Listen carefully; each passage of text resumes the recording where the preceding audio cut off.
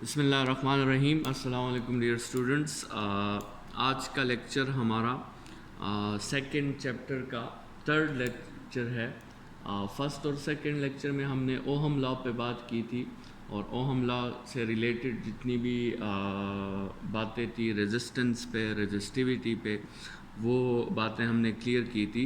आज का लेक्चर हमारा जो है वो ईएमएफ, सोर्सेज ऑफ ईएमएफ और टर्मिनल पोटेंशियल डिफरेंस पे है।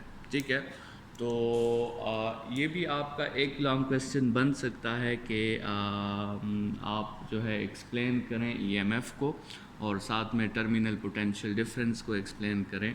तो सबसे पहले बढ़ते हैं और डिफ़ाइन करते हैं कि ईएमएफ क्या चीज़ है। स्टूडेंट्स, ईएमएफ इलेक्ट्रोमोटिव फोर्स जो है इसकी एब्रीवेशन है और हम इसे डिफ़ाइन करते हैं कि EMF is that agent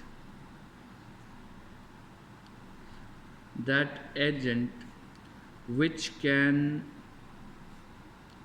maintain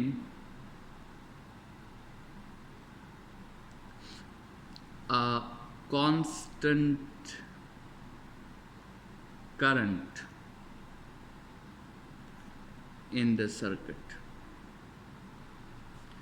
एक ऐसा एजेंट जिसकी वजह से किसी सर्किट में एक स्टेडी करंट, एक कांस्टेंट करंट जो है वो चलती है, एक ऐसे एजेंट को हम ईएमएफ कहते हैं। तो स्टूडेंट्स, कांस्टेंट करंट को मेंटेन रखने के लिए उस ईएमएफ को एक कांस्टेंट पोटेंशियल डिफरेंस भी मेंटेन रखना होगा। तो आप इसको इस तरह भी डिफ़ाइन कर सकते हैं कि it is the agent which can maintain a constant voltage between two points. ठीक है, तो कांस्टेंट करंट को मेंटेन करना या कांस्टेंट वोल्टेज को मेंटेन करना या कांस्टेंट पोटेंशियल डिफरेंस को मेंटेन करना, दोनों ईएमएफ की डिफिनीशंस में आ सकते हैं, दोनों पॉसिबल हैं।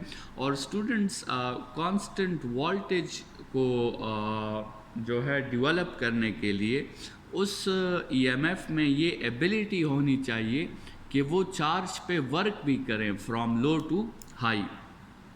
तो आप एक ईएमएफ की डिफिनीशन ये भी कर सकते हैं कि it is an agent which performs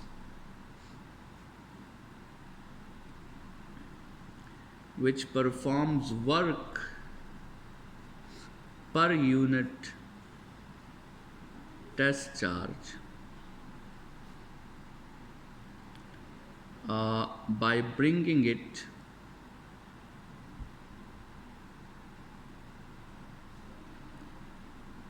from low potential, low potential का मतलब बैटरी का negative terminal, to high potential मतलब बैटरी का पॉजिटिव टर्मिनल।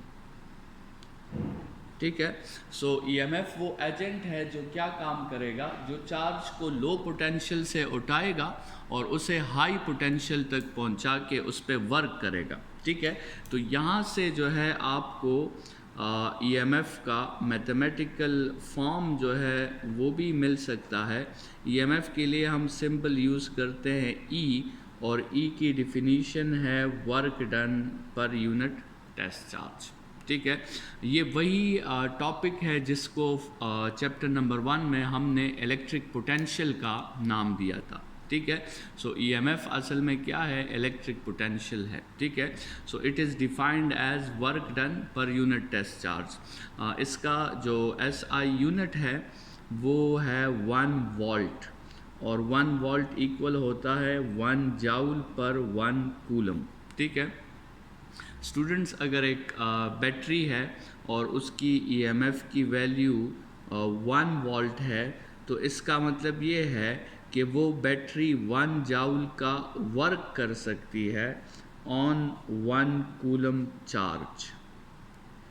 और अगर एक बैटरी है जिसमें ईएमएफ की वैल्यू 10 वोल्ट है, तो इसका मतलब ये है कि वो बैटरी कैपेबल है कि वो 10 जाउल्स का वर्क करे ऑन 1 कूलम चार्ज। ठीक है, तो बैटरी पे जो आपके साथ वैल्यूज़ मेंशन होती है 3 वोल्ट्स, ये जो नॉर्मली हमारे साथ ड्राई सेल्स होते हैं डोमेस्टिक पर्पसेस के लिए हम जो सेल्स यूज़ करते हैं 3 वोल्ट्स के सेल्स, तो 3 वोल्ट्स का मतलब ये है कि वो बैटरी हर 1 कूलम चार्ज पे 3 जाउल्स का वर्क करके उसको लो पोटेंशियल मतलब नेगेटिव टर्मिनल से हाई पोटेंशियल मतलब पॉजिटिव टर्मिनल तक पहुंचाने की एबिलिटी रखती है। ठीक है, अच्छा, अब स्टूडेंट्स क्वेश्चन ये है कि ये ईएमएफ जो है, जो एक एजेंट है जो आपके लिए ये सब काम कर सकता है,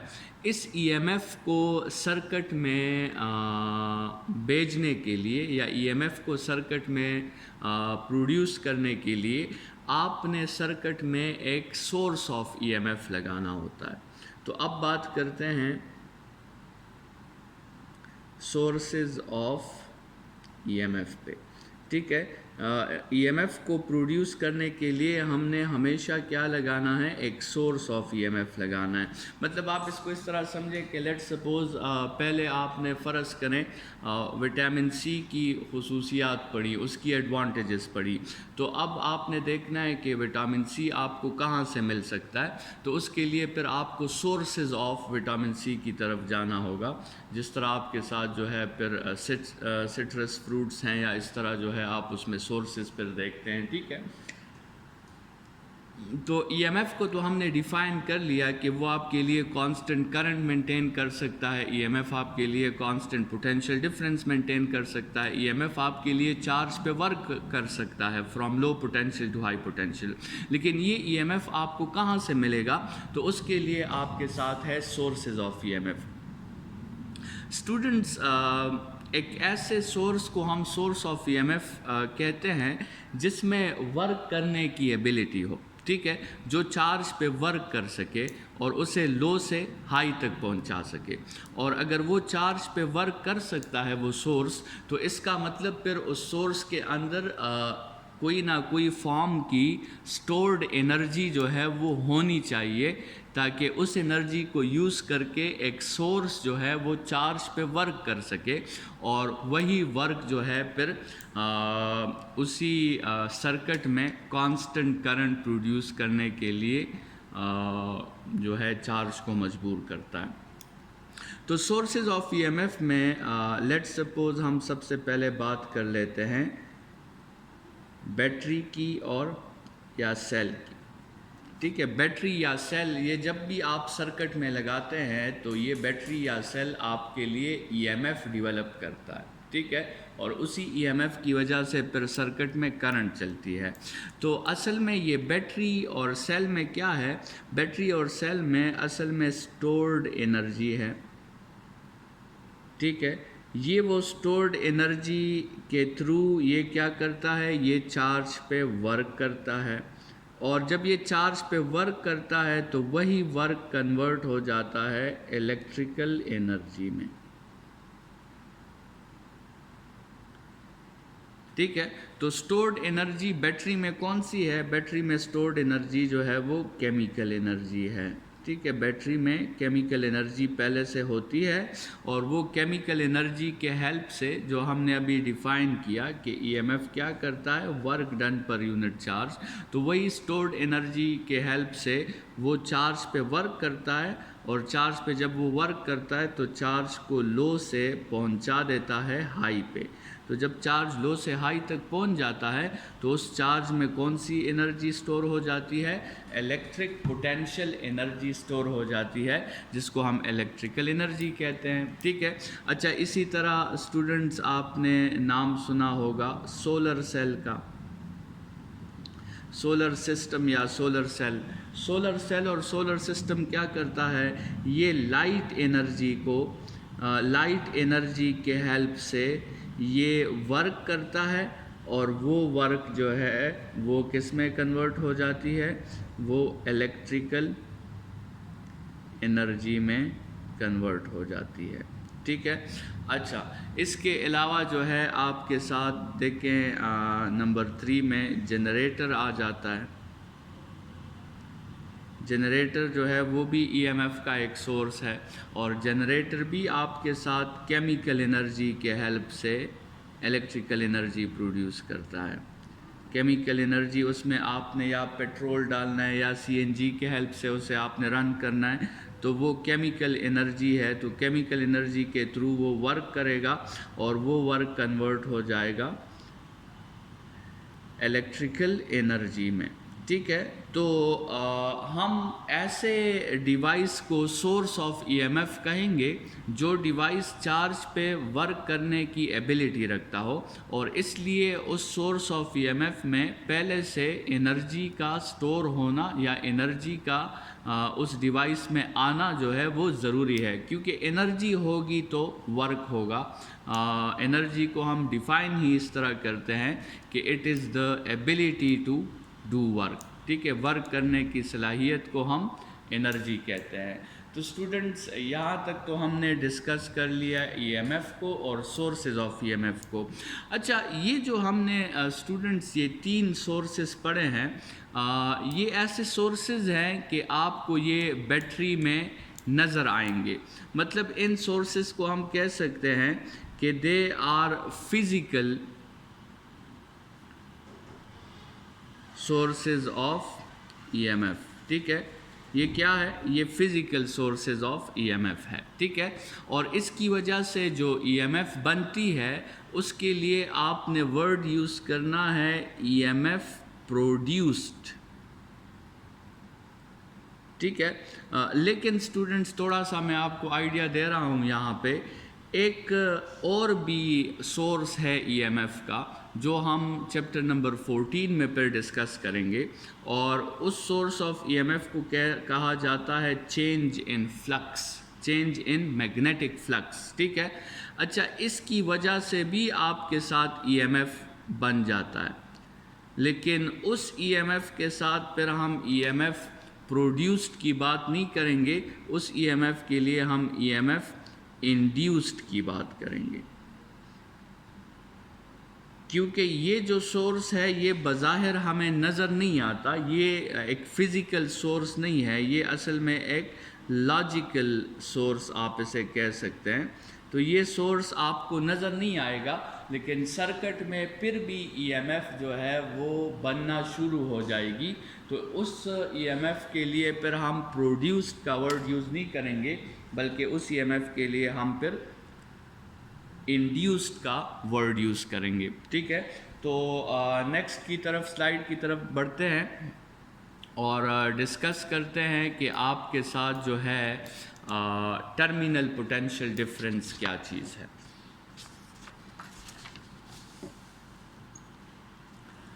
जी, तो स्टूडेंट्स डिफ़ाइन करते हैं कि ईएमएफ में और टर्मिनल पोटेंशियल डिफरेंस में क्या फ़र्क है, लेकिन उससे पहले जो है थोड़ा सा लर्निंग पॉइंट ऑफ व्यू से ज़रा देखते हैं कि ये ईएमएफ के सोर्स की वर्किंग कैसे होती है।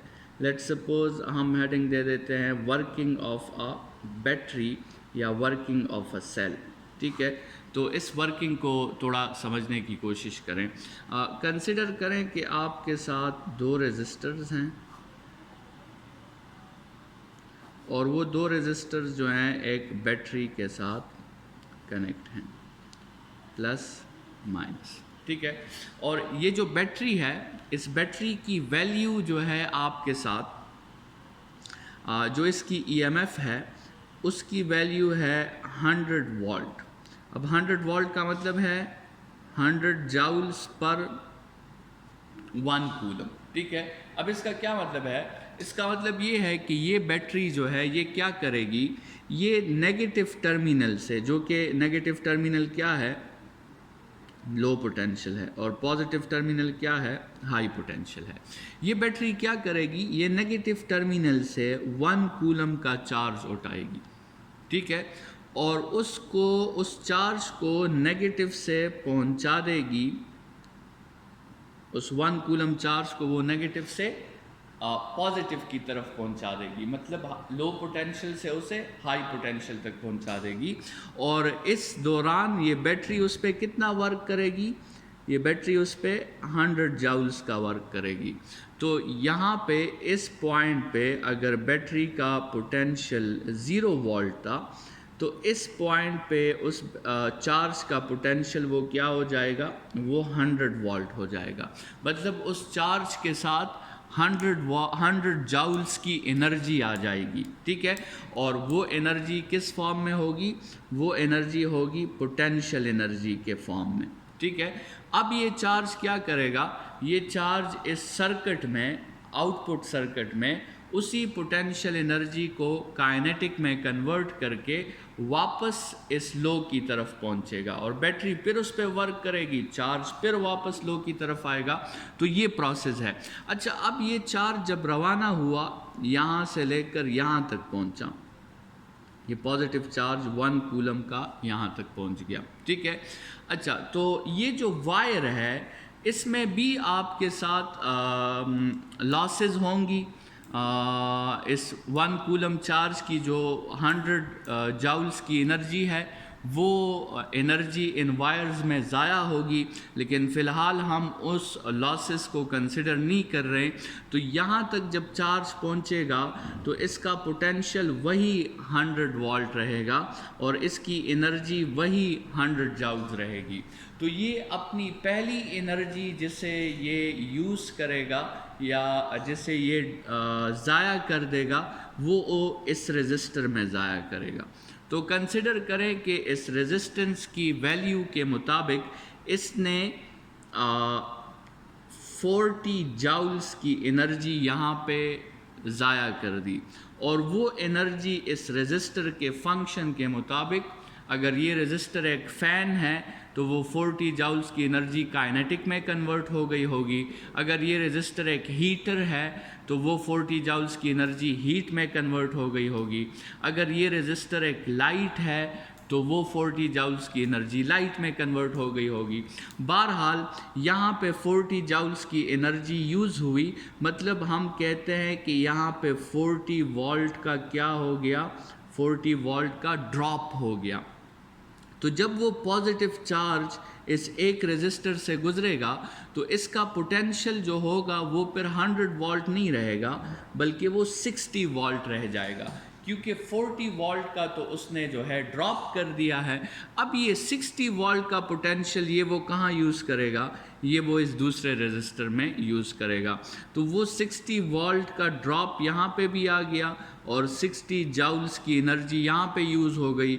जब चार्ज बाहर निकला तो उसका पोटेंशियल वापस क्या था, उसका पोटेंशियल वापस 0 वोल्ट था और वो चार्ज आ गया बैटरी के नेगेटिव टर्मिनल के पास।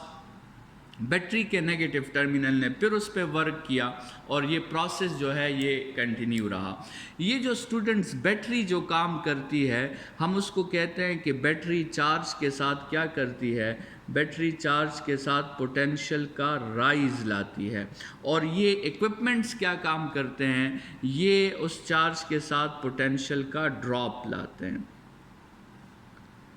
अब यहाँ पे एक इम्पॉर्टेंट बात स्टूडेंट समझने की कोशिश करें कि जितना पोटेंशियल का राइज आया है उतना ही पोटेंशियल में ड्रॉप्स आए हैं। तो अगर हम इसको E कह दें इस बैटरी को और इसको V1 कहें और इसको V2 कहें तो हम लिख सकते हैं कि E is equal to V1 plus V2। Potential rise in a circuit is always equal to potential drop in a circuit।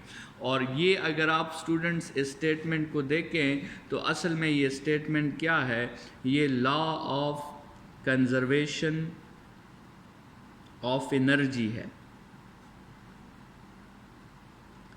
ठीक है। बैटरी ने जितनी एनर्जी दी 100 जाउल्स की, वही एनर्जी इक्विपमेंट्स में यूज़ हुई है, ना उससे ज़्यादा यूज़ हो सकती है ना उससे कम यूज़ हो सकती है।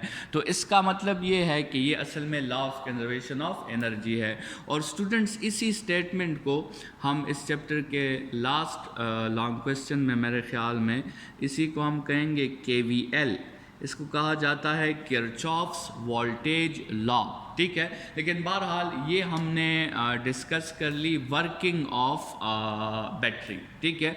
तो किसी सोर्स की ईएमएफ की सोर्स की वर्किंग ऐसे होती है कि वो अपनी एनर्जी को यूज़ करके किसी चार्ज पे वर्क करता है और उसको पहुंचा देता है from low potential to high potential, और वही चार्ज जो है फिर उसी वर्क को उसी सर्किट में यूज़ करता है। वो चार्ज ना उससे ज़्यादा वर्क यूज़ कर सकता है ना उससे कम वर्क यूज़ कर सकता है। So this process is proved with law of conservation of energy. Students, अब बात करते हैं कि जैसे हमने अभी कहा ना कि इन वायर्स, ये वायर्स जो है ये भी एटम्स से बने हैं, और जब इससे इलेक्ट्रॉन्स या चार्जेस गुजरते हैं तो यहाँ भी कोलिजन्स होती हैं, और उन कोलिजन्स की वजह से कुछ ना कुछ एनर्जी जो है वो ज़ाया हो जाती है, लेकिन हम उसे फ़िलहाल कंसिडर नहीं कर रहे हैं, ठीक है। हम आइडियल केस में फ़िलहाल पढ़ रहे हैं, तो हम ना तो वायर्स की रेजिस्टेंस को कंसिडर कर रहे हैं, लेकिन एक दूसरी चीज़ है कि ये चार्ज जो है जब ये बैटरी के अंदर से गुजरेगा तो बैटरी के अंदर का सारा मटेरियल भी तो एटम्स से बना है, तो बैटरी जो होगी वो भी आपको कुछ ना कुछ रेजिस्टेंस जो है वो प्रोवाइड करेगी, और चार्ज की कुछ ना कुछ एनर्जी जो है वो बैटरी में भी ज़ाया होगी। तो उस बैटरी के रेजिस्टेंस को जो कि आप कंसिडर करें कि पहला एक्सपेरिमेंटल इफ़ेक्ट है जो हम इस आइडियल सिचुएशन पे डाल रहे हैं, और वो है internal resistance of the battery.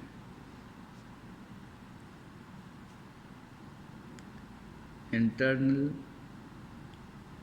Resistance of battery. तो स्टूडेंट्स, इस तरह है कि बैटरी के अंदर या सेल के अंदर जो है आपके साथ इलेक्ट्रोलाइट्स होते हैं, और उन्हीं इलेक्ट्रोलाइट्स की वजह से वो बैटरी आपको कुछ ना कुछ इंटरनल अपोजिशन प्रोवाइड करती है, जिसको हम कहते हैं इंटरनल रेजिस्टेंस। और इस इंटरनल रेजिस्टेंस को हम शो करेंगे स्मॉल आर से, ठीक है। और ये जो इंटरनल रेजिस्टेंस होगा ये लोड रेजिस्टर के साथ सीरीज़ में अपीयर होगा। तो स्टूडेंट्स, अब लेट्स सपोज ये एक लोड रेजिस्टर है। अब हम जो सर्किट बनाएंगे वो कुछ ऐसे बनाएंगे कि ये बैटरी है प्लस माइनस, और ये उस बैटरी की छोटी सी रेजिस्टेंस है स्मॉल आर, और ये है कैपिटल आर, और ये है ईएमएफ, ठीक है। तो अब ये सर्किट जो है उस आइडियल सिचुएशन से थोड़ा सा कम्प्लेक्स हो गया है, ठीक है। और इस सर्किट में आप देखें कि अब आपके साथ जो है एक लोड रेजिस्टेंस आ गया है और एक आपके साथ इंटरनल रेजिस्टेंस आ गई है, ठीक है। तो ये internal resistance of the battery जो है ये आपके साथ सर्किट में सीरीज़ में कनेक्ट हैं, ठीक है। तो अब सिचुएशन कुछ ऐसी होगी कि आपके साथ बैटरी से जो करंट जो है वो निकलेगी, वो करंट आपके साथ according to Ohm law I is equal to V by R है, लेकिन V की जगह तो आपने अब यहाँ E यूज़ करना है, और R की जगह आपने R इक्विवेलेंट लेना है जो कि आपके साथ capital R plus small r होगा। तो जब internal resistance of the battery आप कंसिडर करेंगे तो उस वक्त फिर करंट का जो फॉर्मूला होगा वो E divided by capital R plus small r होगा। तो ये उस वक्त जब आप इंटरनल रेजिस्टेंस कंसिडर करें, और अगर आप इंटरनल रेजिस्टेंस कंसिडर नहीं करते तो आपके साथ फिर करंट का फॉर्मूला होगा capital E divided by capital R, उसमें स्मॉल r की वैल्यू 0 हो जाएगी, ठीक है। नॉर्मली ये इंटरनल रेजिस्टेंस जो होता है ये बहुत स्मॉल वैल्यू होती है, ठीक है।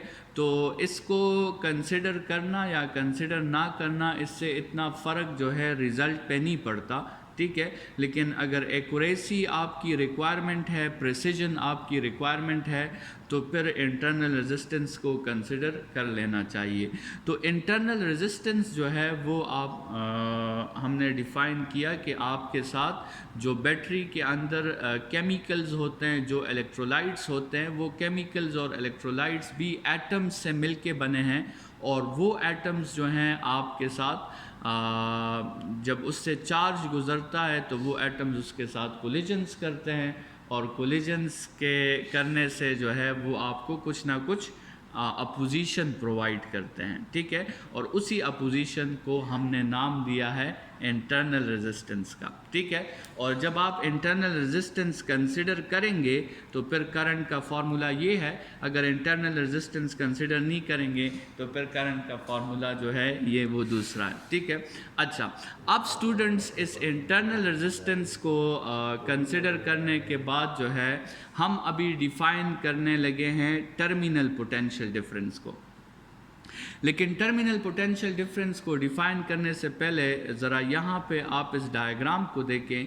अगर ये इंटरनल रेजिस्टेंस कंसिडर ना होता तो उस वक्त ये ईएमएफ जो है, जो कि पोटेंशियल राइज है, ये सारी की सारी यूज़ हो जाती रेजिस्टर के अक्रॉस, ठीक है, लोड रेजिस्टर के अक्रॉस। लेकिन अब सिचुएशन ये होगी कि ईएमएफ की वजह से चार्ज को जो एनर्जी प्रोवाइड होगी उसका कुछ हिस्सा इंटरनल रेजिस्टेंस में यूज़ होगा और कुछ हिस्सा एक्सटर्नल रेजिस्टेंस में यूज़ होगा।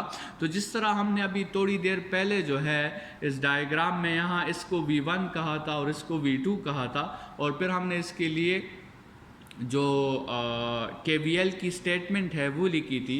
तो अगर इसके साथ हम KVL की स्टेटमेंट लिखें तो हम लिख सकते हैं कि E which is the potential rise is equal to the drop on resistor, तो इसको हम कह देते हैं V capital R plus the drop on internal resistance, जिसको हम कह देते हैं V स्मॉल r, ठीक है। तो यहाँ पे आप जो है अगर इसकी KVL की स्टेटमेंट लिखेंगे तो वो आप ऐसे लिखेंगे, ठीक है। अब डिफाइन करते हैं स्टूडेंट्स टर्मिनल पोटेंशियल डिफरेंस को।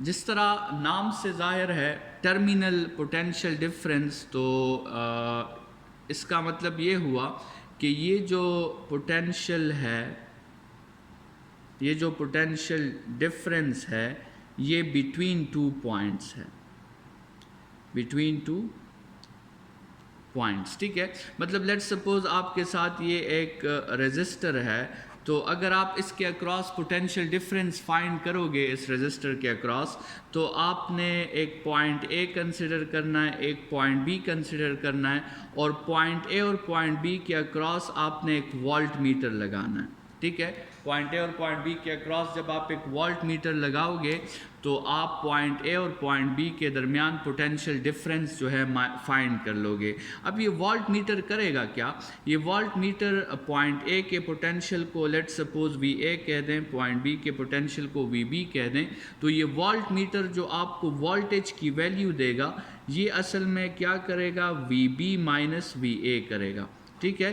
तो ये जो आपने डिफरेंस फाइंड किया है बिटवीन टू पॉइंट्स, इसको हम कहते हैं टर्मिनल पोटेंशियल डिफरेंस। तो terminal potential difference is voltage, it is potential difference, but that potential difference which is between two points is called terminal potential difference, ठीक है। तो स्टूडेंट्स अगर डायग्राम में हम इसको समराइज कर लें तो इसका डायग्राम वही डायग्राम जो अब हमने प्रीवियसली एक बार बनाया हुआ है। एक आपके साथ लोड रेजिस्टर है, एक आपके साथ बैटरी है, और एक क्या है? इंटरनल रेजिस्टेंस है। तो जो आपके साथ बैटरी की स्ट्रेंथ होगी, जो बैटरी की वर्क करने की एबिलिटी होगी, उस एबिलिटी को तो हम कहेंगे ईएमएफ, ठीक है। लेकिन जो पोटेंशियल आउटपुट तक पहुंचेगा, जो पोटेंशियल आउटपुट तक पहुंचेगा, आउटपुट के दो पॉइंट्स जो हैं ए और बी, उसके दरमियान जो पोटेंशियल पहुंचेगा, उस पोटेंशियल को हम रिप्रेजेंट करेंगे वी टी से, और उसे हम नाम देंगे टर्मिनल पोटेंशियल डिफरेंस। ठीक है, तो उसको हम नाम देंगे टर्मिनल पोटेंशियल डिफरेंस। बैटरी के ईएमएफ को, बैटरी के स्ट्रेंथ को हम ईएमएफ कहेंगे, और आउटपुट पे जितना ड्रॉप होता है बिटवीन 2 पॉइंट्स उसे हम कहेंगे टर्मिनल पोटेंशियल डिफरेंस। और स्टूडेंट्स, हम अभी सिचुएशंस आगे देखेंगे कि ज़रूरी नहीं कि ईएमएफ और टर्मिनल पोटेंशियल डिफरेंस आपस में इक्वल हो। लेट्स सपोज हम एक एग्जांपल लें कि ईएमएफ क्या है, 10 वोल्ट है। ठीक है, तो 10 वोल्ट में कंसिडर करें कि 2 वोल्ट का ड्रॉप तो इस इंटरनल रेजिस्टेंस पे आ गया, तो आपके साथ लोड पे कितना बचा, लोड पे आपके साथ 8 वोल्ट का ड्रॉप बचा। तो इस केस में आप देखें कि आपके साथ जो ईएमएफ है वो इस एग्जांपल में जिसमें हम डिस्कस कर रहे हैं उसमें ये टर्मिनल पोटेंशियल डिफरेंस से ज़्यादा है। ठीक है, तो ये जो केस हमने डिस्कस किया ये वाला केस है, लेकिन और भी इसमें केसेस हैं वो हम जो है अब आगे डिस्कस करेंगे। लेकिन ये जो केस हमने डिस्कस किया इसमें ईएमएफ की वैल्यू टर्मिनल पोटेंशियल डिफरेंस से ज़्यादा थी। स्टूडेंट्स, अगर आपका शॉर्ट क्वेश्चन आता है कि differentiate between EMF and terminal potential difference, तो आप ये पॉइंट्स डिस्कस कर सकते हैं। पहला पॉइंट आप ये डिस्कस कर सकते हैं कि EMF is actually work done per unit test charge and terminal potential difference is also work done per unit test charge, but EMF is work done per unit test charge for the whole loop. ठीक है, EMF work done per unit test charge वो work done है जब आप positive से charge लेते हो और उसको वापस पहुंचा देते हो पॉजिटिव तक। ठीक है, तो इसे हम कहते हैं ईएमएफ। लेकिन terminal potential difference it is work done between 2 points. ठीक है, टर्मिनल पोटेंशियल डिफरेंस जो है ये क्या है, ये बिटवीन 2 पॉइंट्स है।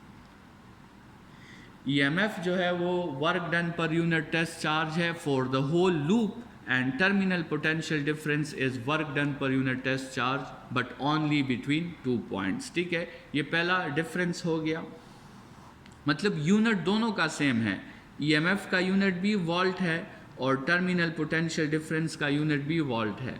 ठीक है, लेकिन डिफिनीशन में थोड़ा सा फ़र्क है कि EMF is work done per unit test charge for the whole loop and terminal potential difference is work done per unit test charge between 2 points.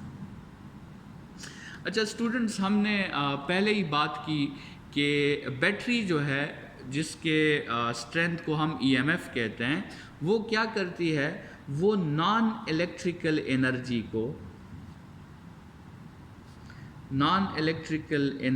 को कन्वर्ट करती है इलेक्ट्रिकल में।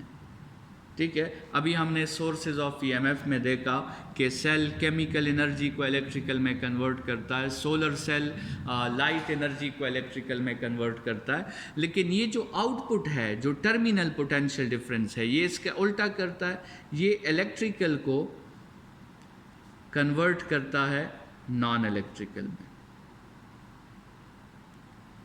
ठीक है, तो जैसे हमने कहा कि अगर ये रेजिस्टर एक फ़ैन है तो ये इलेक्ट्रिकल एनर्जी को काइनेटिक में कन्वर्ट करेगा, अगर ये एक हीटर है तो ये इलेक्ट्रिकल एनर्जी को हीट में कन्वर्ट करेगा, अगर ये एक लैंप है, लाइट सोर्स है, तो ये इलेक्ट्रिकल एनर्जी को लाइट में कन्वर्ट करेगा। ठीक है, तो ईएमएफ जो है वो नॉन इलेक्ट्रिकल को इलेक्ट्रिकल में कन्वर्ट करता है, टर्मिनल पोटेंशियल डिफरेंस इलेक्ट्रिकल को नॉन इलेक्ट्रिकल में कन्वर्ट करता है। अच्छा, ईएमएफ जो है हमने अभी थोड़ी देर पहले इसका फॉर्मूला लिखा कि E is equal to VT plus VR और terminal potential difference VT is equal to E minus VR। ठीक है, तो ये दोनों के फार्मूलाज में भी थोड़ा सा फ़र्क है।